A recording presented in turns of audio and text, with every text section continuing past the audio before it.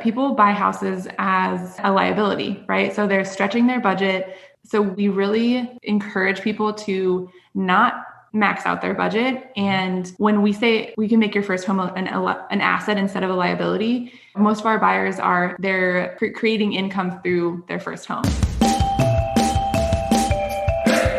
Welcome to Inspiration Rising. My name is David Trotter, and I'm a business growth consultant. I'm passionate about helping business owners, just like you, rise above your biggest barriers to reach your greatest goals, all without the paralyzing overwhelm, feeling all alone, or wondering what the heck to do next.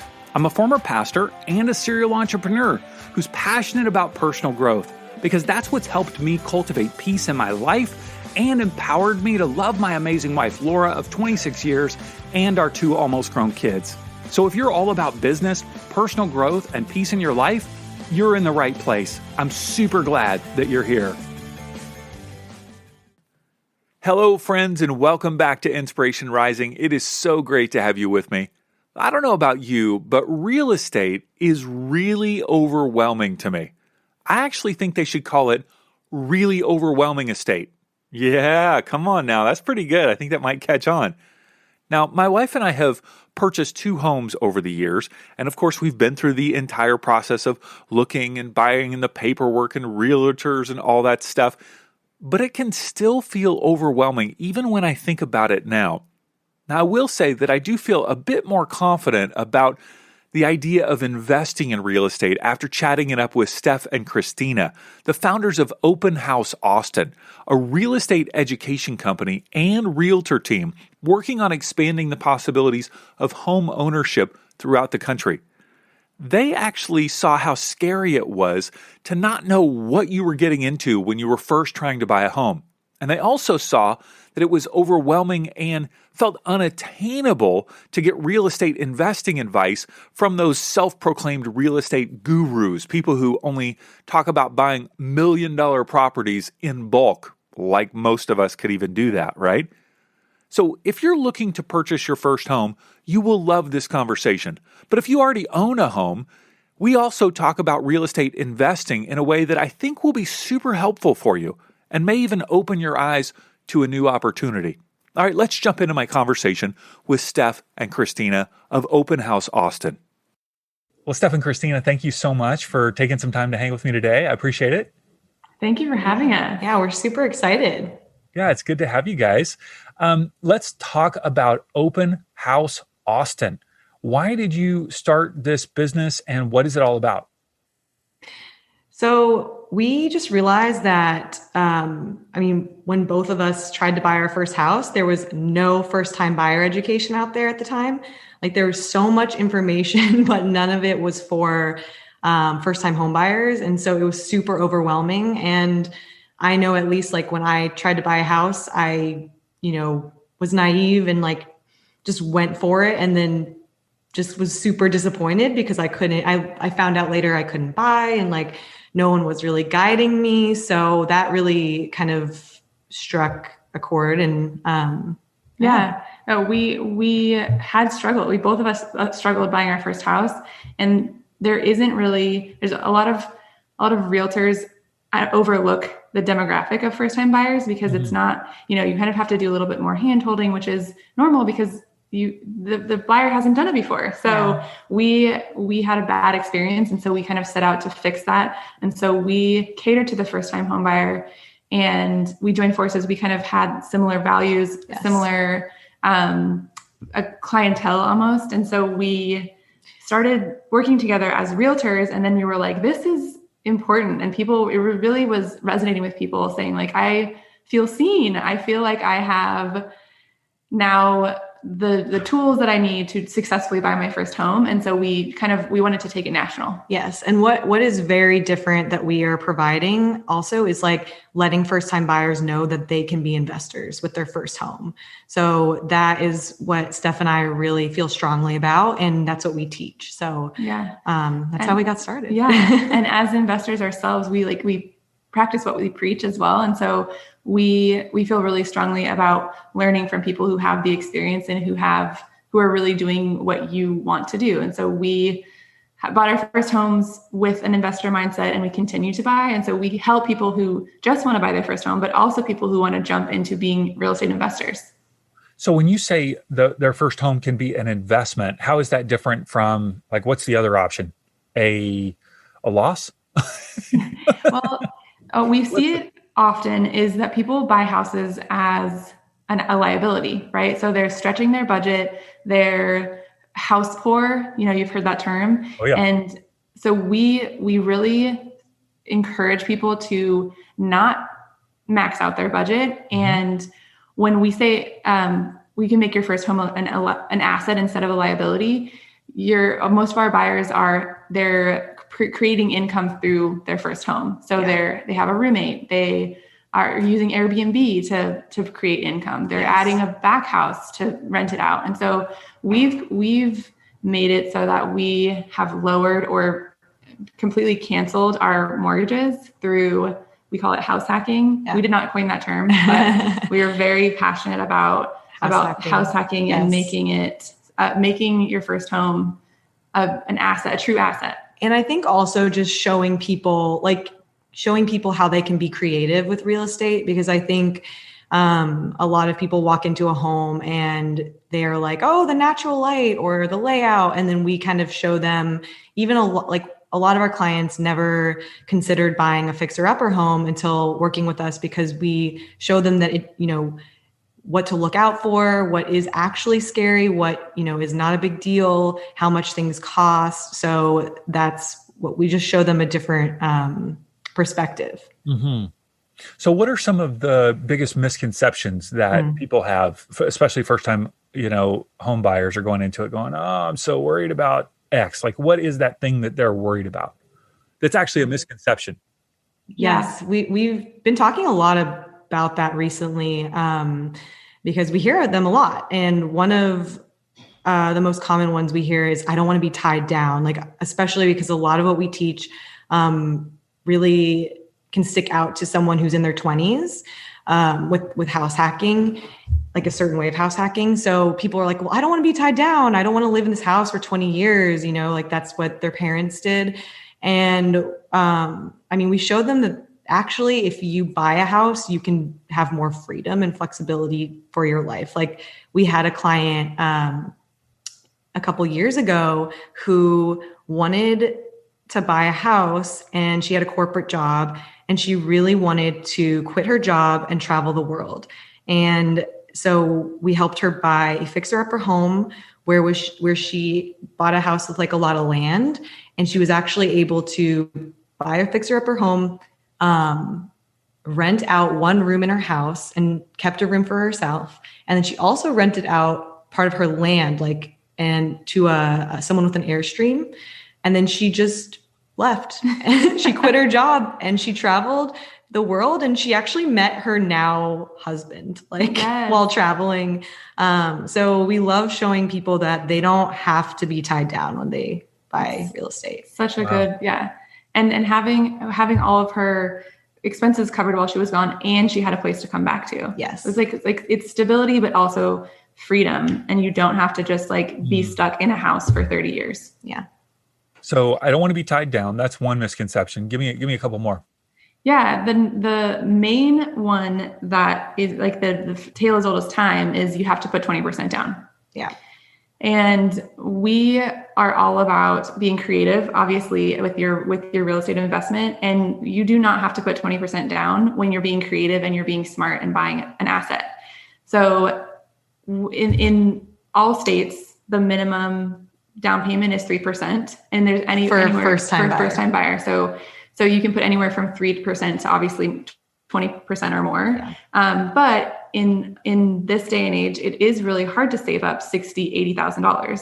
And that stops a lot of people. So they're like, I have to save 20%. That's unrealistic for me. So I'm a forever renter. We've heard people say I'm a forever renter. Mm-hmm. And that is a misconception, because we've had clients get into houses for under $15,000 when all said and done. Yeah. And then they have this amazing equity building asset where they're growing their income. Their savings rate is skyrocketing because their housing costs are lower.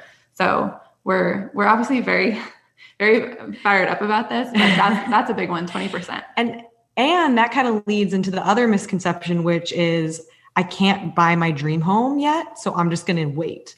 But then if you keep waiting, when are you going to be able to buy your dream house? Like, how much money do you have to have saved? And we think like, if you buy sooner than later, then you can use that first house as leverage to get you into your dream house sooner. So those are like very common misconceptions we hear. Yeah.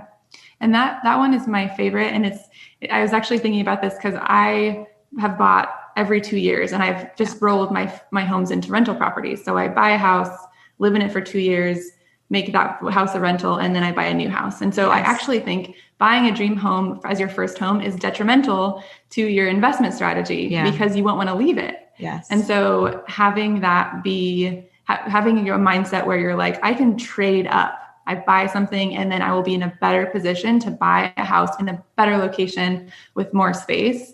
And it's very exciting. And I think you can be in a dream home faster as opposed to waiting if you buy earlier. Yeah. Your first homes can fund your dream home. Yeah.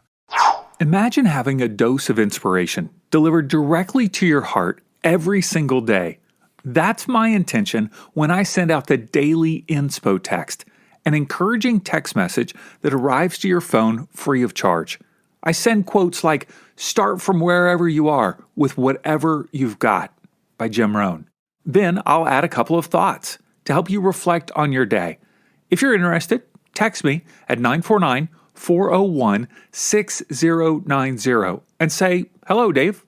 And you'll get an automatic reply with a link where you can add yourself as one of my contacts. It's absolutely free. And of course, you can unsubscribe at any time. Go ahead, text me now, 949-401-6090. Say hello, and I'd love to start sending you a daily dose of inspiration. So let's talk about those numbers real quick, though, because you said I don't have to necessarily put down 20%. But why does buying a house make sense financially? Because, I think about my wife and I have owned 2 homes. Okay. The first home we owned, I think we, walked away with maybe 20 or 30 grand. And we ended up not rolling that into another house because we thought we were moving into a different area. It was more expensive, blah, blah, blah. Then we bought another house a number of years later. We held it for 8 years. It ended up, we short sold it because we were upside down by like over 100 grand. The market, obviously dropped. And now we live in an area where, like the home that we live in now is worth probably $1 million, and we rent it because down payment. Yeah, no, not at this point, not right now. So, and we like the neighborhood, and we're good. So I'm like, there's things that I don't like about home ownership. Like I don't want to have to. Okay, here's a great example. We live in this house. It has a big backyard. It has no sprinklers in the backyard. If I owned this home, I would be so consumed with, I've got to put sprinklers in this house. I've got to deal with this. Or that little thing in there, this kitchen area is not cool. It just does not look cool. It is not up to date. I would have to do something about it. Yeah. I'm a renter. I don't feel that pressure. I'm like, no, I'm just going to go out there with the hose and drag it around and I'm good. Like, I don't have to feel the pressure of that. I don't have to feel the pressure of like, guys, I'm like, that's a rental. Like I'm good. And I love it. Okay. So I know the pressure of owning a home, but I also don't have this asset that's building. Okay. So tell me, say, Dave Trotter, you are doing it the wrong way. You're a loser. You are not building, an asset. Like tell me the numbers, talk me into why I should be consumed with buying a house when I live in an area. Well, there are homes in my city. I'd have to move pretty far out to get under 600 grand. Right. I'd have to be like in an area that's really pretty radically different, Right. Oh yeah, for sure. And I think that's the first thing is like right now in cities, homes are rapidly appreciating and they're reaching higher price points. Like me and Steph have seen that in Austin for sure. And so I think, first of all, buying a house with a mortgage payment that you feel comfortable with, that like, if things do happen that where, it's really, really expensive, like you don't want to do a short sale, you have a affordable mortgage payment where no matter what, you can like, even if you want to go rent somewhere or go live with a friend, you can rent out this house and it's going to be covered. So I think that's the first thing. And honestly, like when you're starting out, I think you do have to live a little bit. You don't always, but it depends on where obviously in California, you might have to live a little bit uncomfortably for just a little. And that's why how we started out buying homes in our early 20s, we were buying much cheaper homes. And kind of, when I was 23, I would do anything. Like I lived with like 5 people at once. Sure. And so you kind of like graduate, where now, like even Steph, what she was saying before, how she's kind of like rolled her homes into, like used her homes to roll herself into other homes. Like she's kind of graduated, where she bought a house. Like you can actually. Why don't you tell the story? Well, I would also say, if you're living in a really expensive market, sometimes it does make more sense to rent for your primary. We have people even in Austin, people who want to live downtown and they don't want to move, so they're buying rental properties. So they're buying in a more affordable area so that they do have an appreciating asset, but they don't want to sacrifice the quality of life. And so that, I also have people in LA, I have friends in New York who call me and they're like, actually, Steph, I want to invest in Austin because it's so much more affordable. So I think that's a good way to get around it when you're renting. We're not rent haters. No. Because we absolutely we're all about location. Yeah. And so that's a huge, I 100% get that. But when you think about like, okay, I could go out, 30 minutes out of Newport and find something for 400,000, maybe not 400, 500, and then rent it out. And then you're seeing appreciation and you're still having the lifestyle that you love. Yeah. So I think why would I want to buy a house, let's just say, within 30 minutes of myself versus somewhere else in the United States that has a better home market? Yeah. Like, is that just because of convenience? Like I'm more near it, I can check on it, I can see it, or what would be the? Yeah, and there's a few ways to do it. Like, my sister lives in LA, and so she's not going to buy. She's like, I'm not going to buy a house right now. So we've actually just partnered on a house in Florida because we know the area.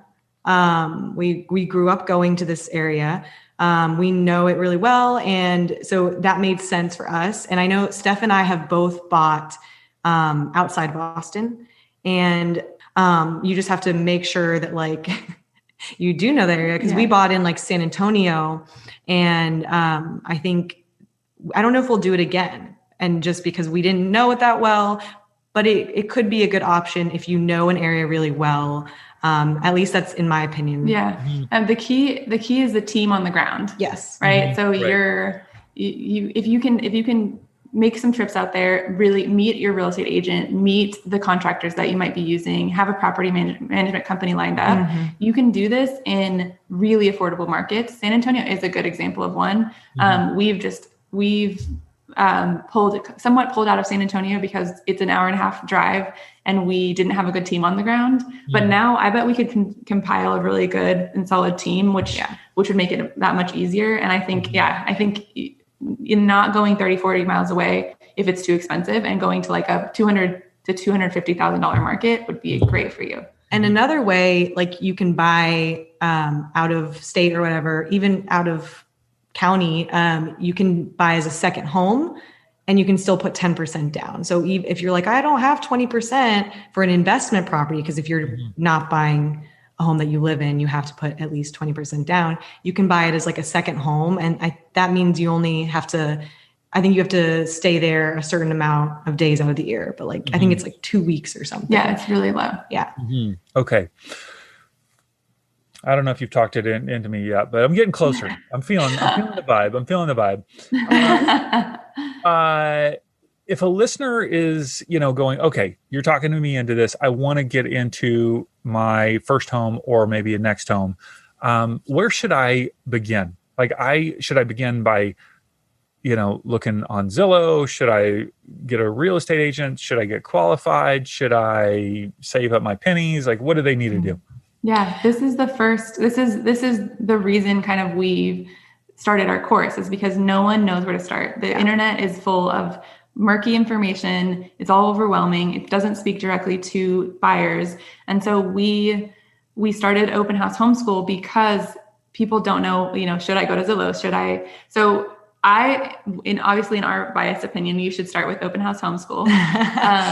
But I mean, I would say even our quiz, you could take our quiz online. It'll tell you exactly if you're ready or not. And if you're not ready, it will give you resources. We'll give you resources on where to start. Who would you say is ready?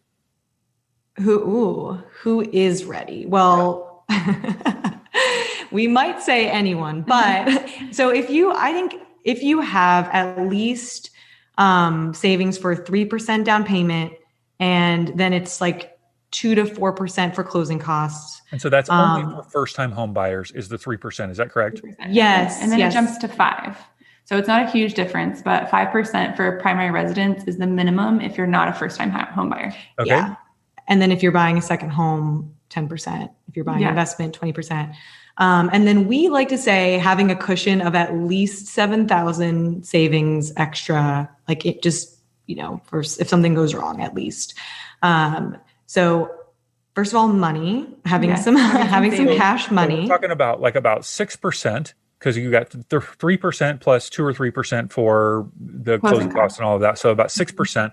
So let's just say a home is $200,000. So 6% of that is going to be 12? Is that 12 grand? Yeah, around 12,000. And then you're suggesting another $7,000 just because that's a number that you think would be helpful just in case issues come up.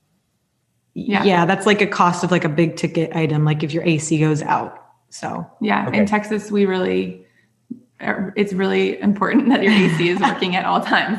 And so especially in Texas or in the South in general, but also like when it gets really cold, you need your HVAC, which is heating, ventilation, and air conditioning, to be working. And so we're like $7,000. And then that can range, and it could go up depending on people's risk tolerance. Yeah. So like there's some people who really feel the anxiety of not having a big reserve. Right. I am not one of those people. I'm pretty risk tolerant. But we do say like, okay, if you feel very anxious, then have more in reserves, wait a little bit longer. But yeah, 6%. So where are we now? 6% plus that 7,000 reserve minimum. Yeah. So for $200,000 house, that would be around 19, 20 grand. 19, 20 grand. Yeah. So you have $20,000 in your account. You have a credit score of about, the minimum is 580, which is pretty low. We usually recommend you're closer to 700, like in the higher 600. So you get a better interest rate. Yeah. Which will help save you money. Yeah. And then I know you have a lot of listeners who are entrepreneurs, and that can make your lending and financing a little bit more complicated. Yeah. Right. And so when we have a lot of clients who are entrepreneurs also, we are entrepreneurs ourselves. We have to buy all the houses with, without a W-2 job. So. Yeah. So when you're self-employed, usually the lenders are looking for 2 years of you're doing kind of a similar gig. So even if you're doing like freelance and you're working for different companies, they're looking for 2 tax returns worth. And then they take the average of that per month. So you need to not have all the write-offs for a couple of years when you're trying to buy a house. Yeah. We didn't even talk about this yet, but Steph and I are very into partnerships. Like I've purchased every single home with a partner. Yeah. So that's another way I got into it. When I first got my real estate license, like I didn't have 2 years backing. So me and my sister partnered together. Then, even before that, me and my friend partnered together. So there's, get a really good operating agreement. And I was just going to say, you need some sort of MOU or something, right? For that. Yeah. We're all about operating agreements, and like transparency and upfront having that conversation, but it really can accelerate your buying power. And either if you have a really good W-2 salary job, but you don't have much cash, you can partner with someone else who might be a freelance worker and have a lot of cash saved up, but they're just not a strong buyer in the eyes of a lender. And then you guys can, figure out, there's so many ways to partner. Yeah. It's amazing. And going back to you saying like you're in California, if you have a friend in like Georgia or something, like, and they are there, they know the market, and they're like, I bought a house recently, you could start talking to them about a partnership, and you could be a silent investor. Like we've been silent partners in real estate deals, and all we did was give up a certain like percentage of the cash. And then we're just like, okay, yeah, leave it, set it and forget it almost. And that helps with the anxiety of like, I need to fix the kitchen, or, it's there's varying levels of passivity. We call it the scale of passivity. So you can be, we've kind of made it our whole job to invest in real estate, and we love being handy and we fix stuff. But we have so many clients who that makes, Kristina doesn't as much. I love to build stuff. I'm like, no, I'm going to hire that out. Yeah. But it's good. We have a range of that in our own partnership. Yeah. But yeah, so it's really cool to like you can choose where you are on that scale. Yeah.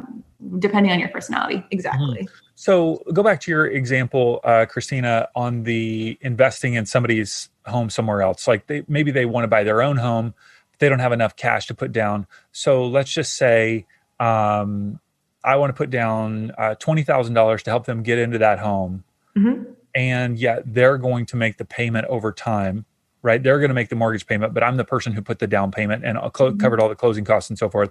How do you come up with an agreement in terms of the percentage of who owns what percent on that house? Is that just arbitrary, or is there some sort of formula? Well, I mean, I'm sure there's a formula we haven't like set out yet, but like, I mean, for me, with my house, my sister and I bought our house together in Austin, and she did that. She put down, like, we used her W-2 job, and she put some of the cash down. And I think in the end we agreed, because I refinanced her out of the house later. So we agreed that she was a 5% owner. So I put in I put in the majority of the cash. And because it was tied to her mortgage, or like her name for so many years, and she's still, investing some money here and there, we agreed to 5%. But I know, Steph, and she got screwed. Jeez, Kristina, are you kidding me? No, she actually got the better end of the deal. Even Steph, like, I give more. You think more? Yeah. Oh, well, yes. I'm 5%. Yeah. Well, yes. I paid $60,000 and she paid $15,000, and I'm paying the mortgage payments. So I think I got the. She also had her name on the line. What if you just skipped out of town and became like a drug addict and like? Well, both of our names just on it together.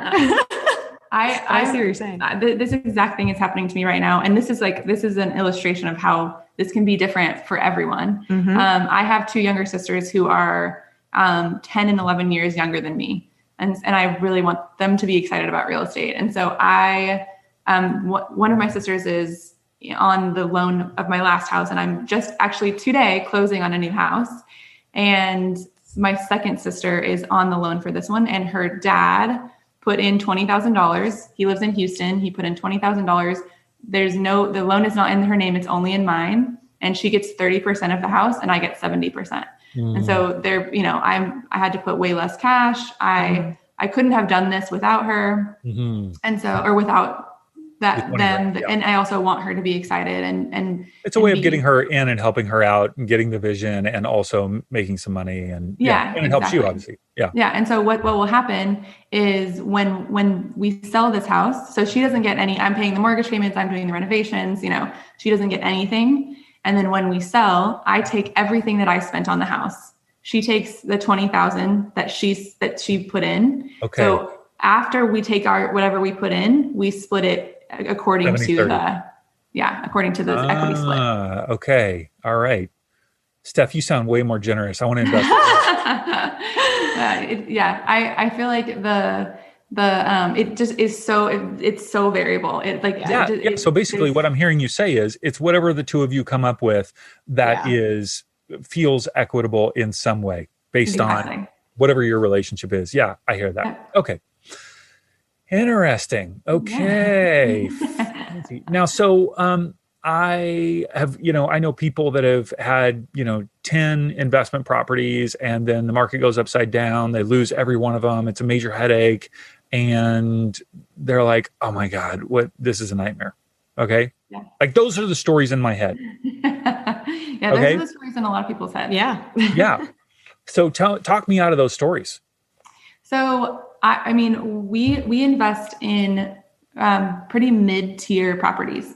So the first thing that happens when the housing market goes down is that luxury properties, people are out of luxury properties. They're like, okay, they're going down to the lower tier, like one tier lower, and it's kind of a trickle down. Mm-hmm. So we're not investing in high-end properties. That is one way that we kind of stay safe. Both of us, I have about 11 properties with various partners. What are you at? 8? Yeah. And so man, you guys are ballers. You guys are rich. You guys are crushing it. I'm sitting over here renting a house at 47, and you guys are crushing it. Well, we both haven't spent over $300,000 until like today. We both closed on a home today, weirdly enough. And that was our first home over $300,000. Yeah. So yeah. And we're kind of seeing, we're really, really safe investors. We definitely have, we partner, first of all, which spreads out the liability, right? So I partner with my mom, my uncle, like I'm very, I love a partnership, and nothing has gone like drastically wrong yet, knock on wood. But the spreading out the liability really helps too. So like if for some reason we don't cover the rent or cover the mortgage with the rent that month, then we split it between 3 people. And that feels a lot more doable than just one person. Yeah. Sure. And so that helps a lot. And that's why we have a woman investor meetup that we started online, because like we want to, I think how Steph and I met was via Instagram. I was like looking for people, like other women doing this, and there was no one, and we found each other that way. And so we started a community online that's like trying to create more of these partnerships, because not everyone does have family members who want to do this with them. Right. I mean, maybe if you have the right language to use with them, to talk to them about it, like maybe they would change their tune. But so we wanted to create that community for more women. Did you guys grow up with parents that invested in real estate beyond just having their own home? Or how did you see this as a possibility? So my dad's pretty frugal, but he kind of talked to me a little bit about that, but we literally he invested when he was in college, but then we didn't really talk about it. So he had his home, and then we had like a second home growing up. But I think I got more into that. Like as soon as I graduated college, I was like, what am I doing? I don't know what I'm doing. And I started reading more and more books and looking online, like kind of self-help, like who are like entrepreneurs. And what the common thing I saw was that they all owned real estate and they were all investing. And I was like, that's interesting. And then just discovering house hacking, I was like, whoa. And then I talked to my dad, and he was talking to his friend who was an investor, and we kind of started that communication again and grew from there. Yeah. I grew up, my stepdad was he was really into buying fixer-uppers. So we would move into this house with no walls. We would sleep on mattresses, and I was angry about it. I hated it. And we would go to Home Depot and spend hours. It was my least favorite place. And now it is my home. So we didn't invest outside of the house that we lived in, but we always got a really good deal on the house we were living in. I grew up on the water. We had a dock, but the house had been flooded right before we bought it. So it was very fixer-upper vibes in my childhood, but similarly, it makes a lot of sense. Yeah, same is how my life is now. But I was also really inspired by kind of like the growing real estate investor culture that I kind of got involved with, and I realized that it wasn't new, but it was new coming from me. So I started posting on Instagram when I had 200 followers. And thinking, okay, well, this is, fun for me. I was doing my own renovation, and people started just asking me about it. And that's when I was like, this is people want to have control of their life. They want autonomy. They want to be able to paint their walls whatever color they want. And it's exciting to people. Yeah. So, and we both had parents who pushed our limits and made us uncomfortable. And we were used to being uncomfortable for a little bit and then got what we wanted. My mom and I were both, so my mom was a teacher, and then I taught fourth grade math for 7 years. And so I transitioned out of teaching into real estate and then kind of influenced my mom to come into my world. And so now she's quit teaching and she's our property manager. Wow. Wow. You guys are like evangelists for real estate is basically what you are. Yes. We're trying. Come to the dark side. Yes. We're trying to reach we want to reach them when they're 23. Yeah. I see that you are dabbling in the sin of renting. We need you to repent and come with your 5%. 5% to come down. Exactly. Yeah. Question for you. Are you struggling to get your new business off the ground? Or is your business just not growing the way you want it to? What if you could rise above the barriers that are holding you back? What if you felt empowered instead of overwhelmed? What if you felt supported by me and other business owners as you develop a strategic, workable plan to grow your business and generate the sales you truly want? That's exactly what you'll experience in the Rise Up Business Academy, a 12-month group consulting program to help you significantly increase your income, all without the paralyzing overwhelm, feeling all alone, or wondering what to do next. For more information, check out insporising.com/riseup. That's insporising.com/riseup. The world needs what you have to offer. And so now is the time to invest in your business and your life. And I'm ready to help you rise up and soar. Okay, so you alluded to the fact that you have a course that's coming up. And in fact, right now at the time of this podcast release, which is in November 2020, you have a course coming up that's available to jump into for first-time home buyers called Open House Homeschool. I guess it doesn't have to be for first-time home buyers. Anybody who wants to be educated on this would be helpful. So tell me about this course. Who should enroll? What's it all about? Yeah, we're so excited about it. As you can tell, like we're very passionate about real estate. So we created this for people who were like us, not knowing enough about real estate and really wanting to jump in. So it is for first-time home buyers, and it has a investor mindset twist to it. So it will teach you how to make your home an asset, not a liability. The biggest thing that we've heard, we've been in real estate, many years, and we hear, I know nothing. They call it on every call. It's like, I'm embarrassed at how I literally know nothing about real estate. And so we want people to feel confident in the biggest purchase of their life. And so we really feel strongly that this is the first step. You need to educate and prepare, and that's how you're going to feel good about your first purchase.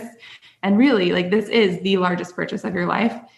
It depends on, you're probably, if you're going to take this course, you probably buy more than one house. But even if you only want to buy one house, like this is the first step. Yes. And you'll leave with a personalized home buying plan. So the best time to get it is probably when this podcast is released, which is our early bird sale. I think it's $200 off. Yeah, $200 off. So it's available to buy November 27th through December 6th. Yeah.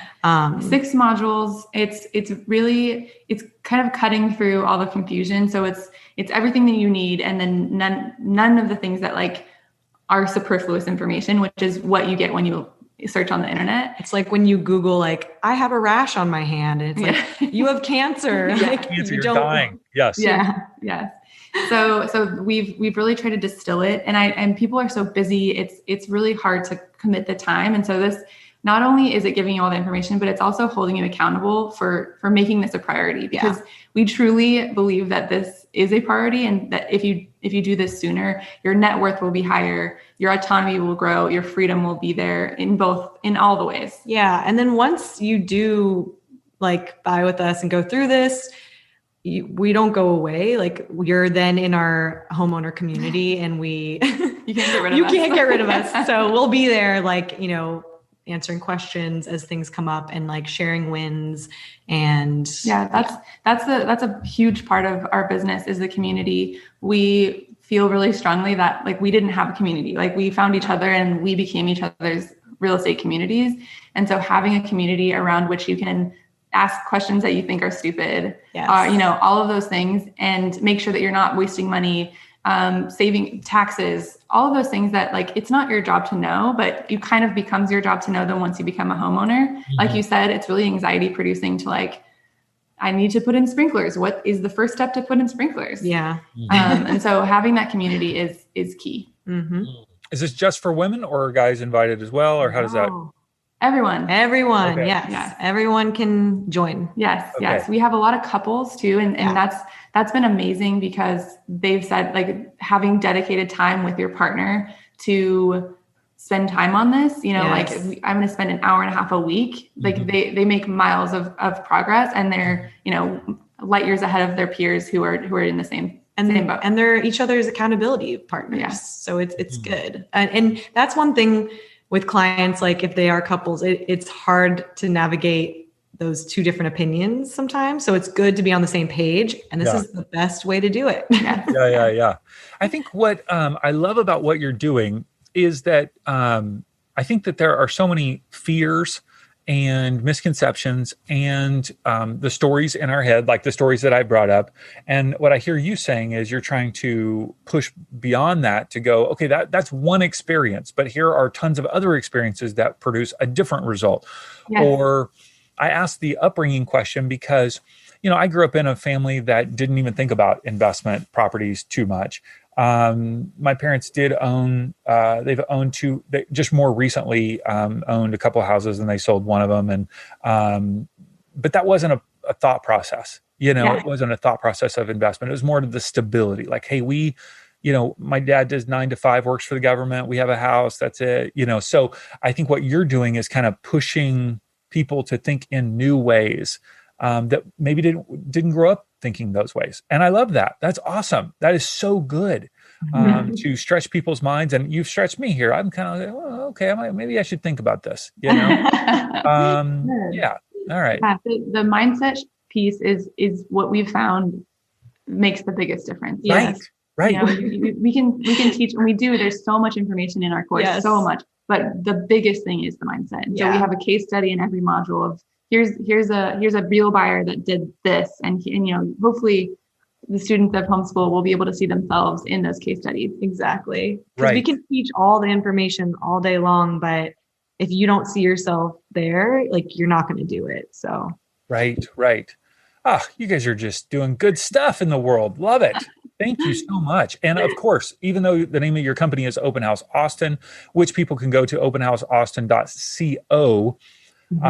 This course is available for people all over the United States because it's applicable information. And you guys can help people find a trustworthy, reputable real estate agent in their area. You guys are able to refer people. Is that correct? Yes. So that's, if you go to our website as well, and we just set that up if you are like wanting a really awesome realtor, because honestly, that's really key. Like it stopped me from buying for a couple of years because I worked with the wrong person. So we know how important it is. So there's a form on our website that you can fill out and we'll connect you with an amazing person. Yeah. Our network of realtors across the country is like very strong. Yeah. openhouseaustin.co.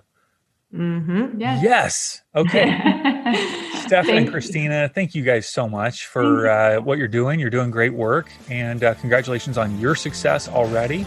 And go and check out the course, Open House Homeschool.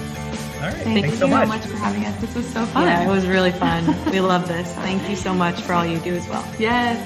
Bye, David. Bye. Hey, congrats on listening to another episode of Inspiration Rising. Why congrats? Because you're pouring education and inspiration into your mind and heart. And that's something we all need if we're going to grow our businesses and reach our goals in life. Now, if you enjoy Inspiration Rising, do us a favor, share it with a friend. Take a screenshot of your favorite episode and text it to them. Tell them to search for Inspiration Rising on their favorite podcast app and click subscribe. And if you haven't already, be sure to sign up for InspoText. That's our daily inspirational text messages. Just text me right now at 949-401-6090. That's 949-401-6090. Just say, hey, Dave, what's up? You'll get an automated reply with a link where you can add yourself as a contact. And of course, you can always unsubscribe. I want you to know today that you're inspired, empowered, and loved. Not because of the way you feel or what anyone else says about you, but because that's your true identity.